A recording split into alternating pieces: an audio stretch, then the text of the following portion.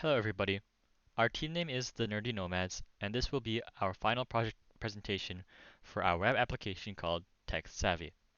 So, just as a brief overview of what our application is if you don't remember, it is a web application that allows you to save important blocks of text you find, allowing for easy access anytime and anywhere.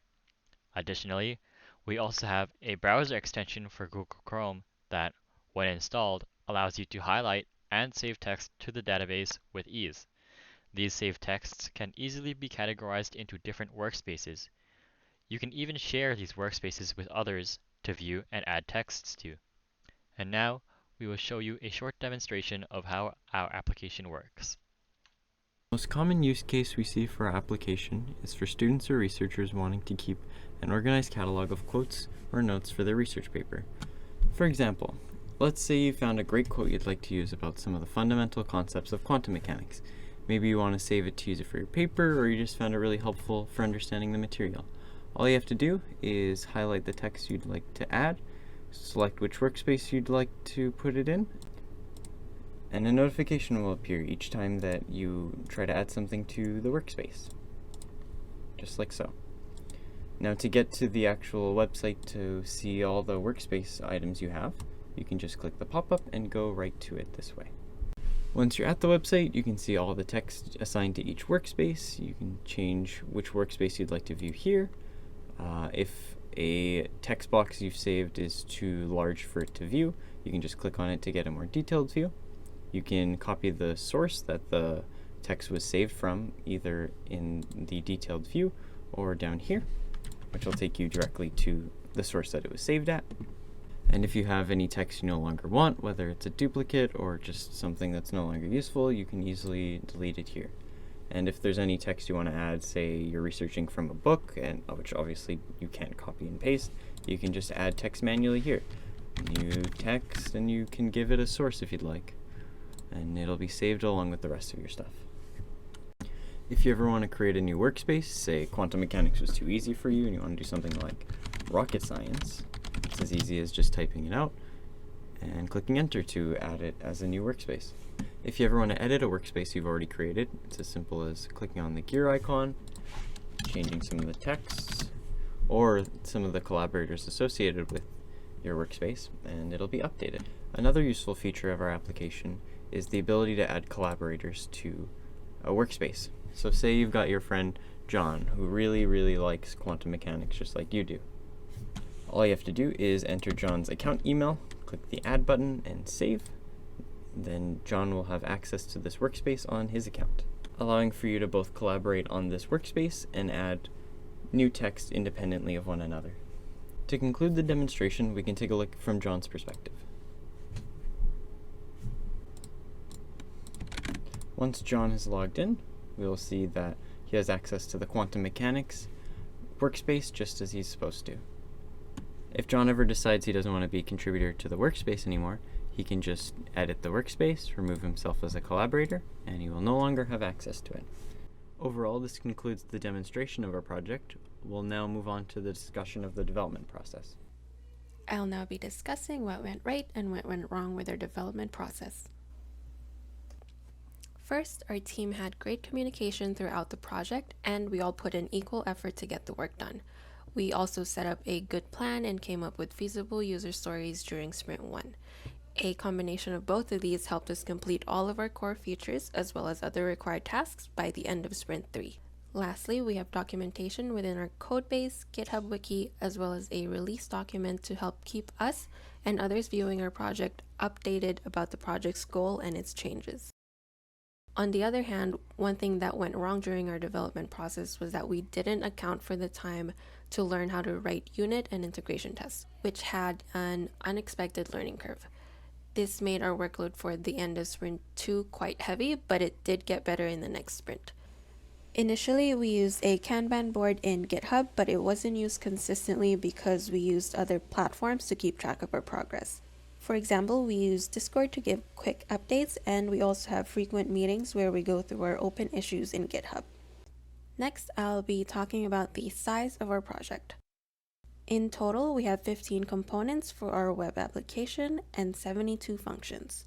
46 of these functions are within the components, 18 are within our utils folder, which contains reusable functions, and 8 within our web extensions helpers. Splitting this up based on our core features, account creation and management has the least amount of components and functions since we are mainly using Auth0 to handle this, which we talked about in our technique seminar. The create workspaces and highlight and save text features have the largest amount of components and functions with roughly 5 components and 25 functions each. Sharing a workspace with others required about 2 components and 8 functions. Lastly, our browser extension had its own folder and functions with the helper functions mentioned previously.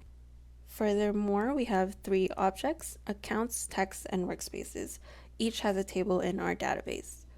For these objects, there are 17 endpoints in total, which are used for the HTTP requests. Lastly, we have 74 unit and integration tests in total. 41 of these are front-end tests, and the other 33 are back-end tests. I'll now pass it off to Raymel to talk about the next section. The implementation of the Chrome web extension was a new experience to all of us. With that being said, this next topic will mainly focus on this feature of the app. The task that took the most time to do in our project was trying to establish the communication between the web app and the extension. Finding a feasible solution to this problem took a decent amount of time as there was research to do as well as having to do a little bit of trial and error. This was an important task as it was needed in order to load the specific workspaces for the current account that is logged into the web app. Fast forwarding to our last attempt at a solution, it was essentially implementing Chrome's built-in send message and on message external functions. After solving some synchronization issues, we finally established a proper communication between these two. Moving on to the task that took the least time to do, it was the task of filtering the workspaces that belong to a specific user to display in the context menu, rather than displaying all the workspaces from the database. After establishing that communication between the web app and the extension, the only step left was to compare all account IDs from the database to the account ID that was sent from the web app. From there, it creates the workspaces that belong to that account or has that account added as a collaborator. Lastly, the most surprising task was learning how to implement the Chrome web extension for our application. This would include learning how to create a drop-down panel of the web extension, customize a context menu, and to implement actions when clicking on a context menu. It was a simpler task than we expected, and there were many sources that are available to us online, which drastically helped us with our implementation. As you can see, there are a long list of YouTube tutorial videos that can be referenced, as well as there being an official documentation that the developers provided. There are a couple of outstanding bugs that exist in tech-savvy app. First is a lack of validation in our account creation. As you can see, I'm trying to create an account with an invalid email and a single character password, and the app allows me to do so. Another bug is that anyone with a correct email format can be added as a collaborator, even if that email does not exist, or even though the user does not have a tech-savvy account. For example, my university email.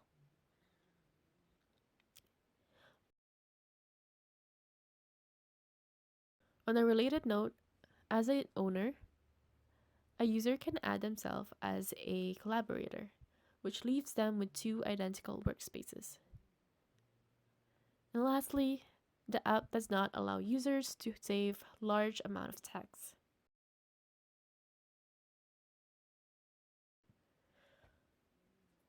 Doing so makes the web app silently crash and does not save the text at all. Fortunately, this is not a typical use case. That's all of the main functionality bugs. I'll pass it on to Eman to talk about the things we learned working on this project. During this project, some things that our team learned about that we will keep in mind going forward with our future team and large project development include GitHub Actions and Docker.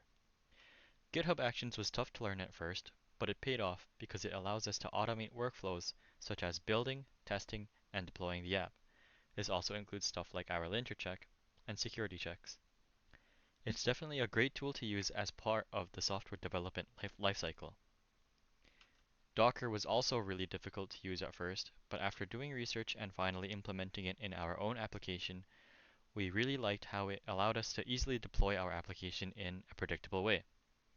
Finally, some smaller things that we learned were really helpful are good team communication and good team programming conventions. With good communication and good conventions, it makes the whole process of working as a team run very smoothly. Next, we're going to tell you about what we plan to start doing, keep doing, and stop doing for the next time we create our own project. We definitely want to start implementing CI/CD pipeline, especially with larger projects. In general, because we only have to set it up once and not worry about it after, it reduces interruptions with running all tests, builds, and other repetitive tasks in the workflow. It lets us focus more on the development time and at the same time catch errors earlier where it costs so much less to fix. This increases our productivity and producing more content, especially with tight deadlines. There were a few things we considered to keep doing for next time. We found that the use of Wiki was very helpful for documenting progress of our projects, so we will try to continue with that. We also found that pair programming with live share or live stream sessions was very helpful with things such as debugging, problem solving, and generally just to bounce ideas off each other, since two heads are better than one. So we'll continue integrating these sessions when doing group work. As for things we considered to stop doing for next time, we plan to stop approving pull requests without reviewing the code. Even though there were only a few cases where it had occurred during the semester, we found out the hard way how it could break a project in the long run. Lastly, we plan to stop working off of a single or very few number of directories. When we started implementing more functions to our applications, we found that things progressively got messy as everyone kept adding onto the directory over time and made reorganizing them more complicated than it had to be. That is all for our presentation. Thank you so much for listening. If you have any questions, please feel free to ask. We'll be happy to answer them. Thank you.